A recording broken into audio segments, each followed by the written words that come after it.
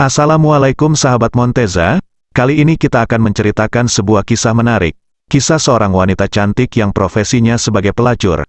Konon anak keturunan dari wanita ini ada yang menjadi seorang nabi. Simak cerita selengkapnya berikut ini. Sebelum itu tolong bantu like-nya dong, biar kami tambah semangat dalam membuat konten-konten berikutnya.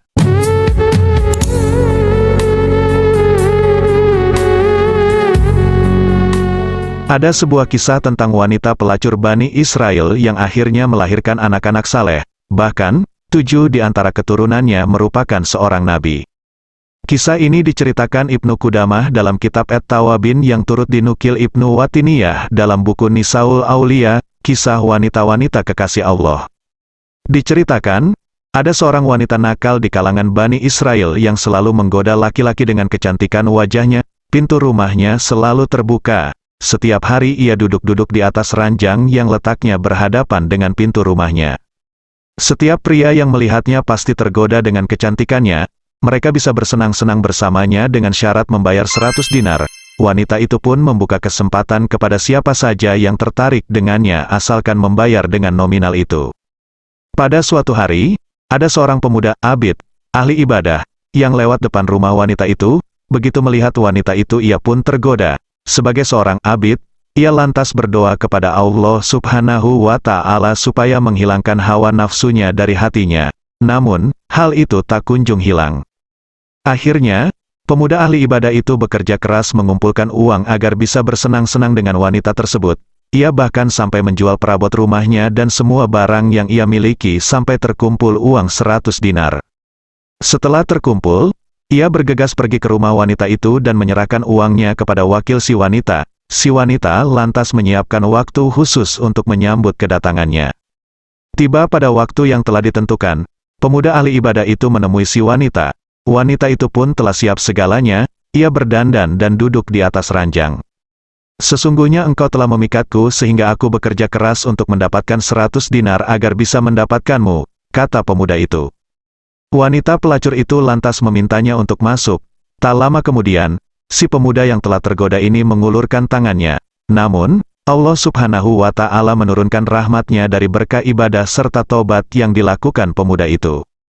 Sungguh Allah melihat perbuatan ini dan melebur semua amalmu, kata pemuda itu dalam hatinya. Seketika ia teringat akan menemui Tuhannya dan berdiri di hadapannya. Ia lantas dilanda ketakutan yang luar biasa. Tubuhnya gemetar dan raut wajahnya berubah. Biarkan aku keluar dari sini dan 100 dinar ini milikmu, ucap laki-laki itu. Melihat keadaan yang aneh ini, si wanita bertanya, apa yang terjadi denganmu? Bukankah engkau kumpulkan uang itu untuk bisa bersenang-senang denganku? Tetapi ketika sudah tercapai apa yang engkau inginkan, engkau tinggalkan begitu saja. Aku takut kepada Allah, sungguh uang yang telah aku berikan kepadamu itu halal untukmu. Tolong izinkan aku keluar, ucap laki-laki itu. Wanita itu kembali bertanya, apakah kamu tidak akan berbuat apapun kepadaku? Tidak, jawabnya, kalau demikian, maka sungguh tidak ada yang pantas menjadi suamiku melainkan dirimu, ucap wanita itu dengan nada penuh penyesalan dan tobat. Lelaki itu mendesak agar bisa segera meninggalkan rumah si wanita itu. Namun, wanita itu tidak mengizinkan hingga laki-laki itu mau menjadikannya istri. Singkat cerita, akhirnya laki-laki itu pun pergi meninggalkan rumah wanita itu. Sebelum pergi ia sempat memberitahu nama dan rumahnya. Sejak ditinggal oleh pemuda ahli ibadah itu, si wanita diselimuti rasa takut karena mendapatkan berkah dari sang pemuda. Ia berkata dalam hatinya, ini adalah dosa yang pertama kali yang dilakukannya, dan ia sangat merasa takut.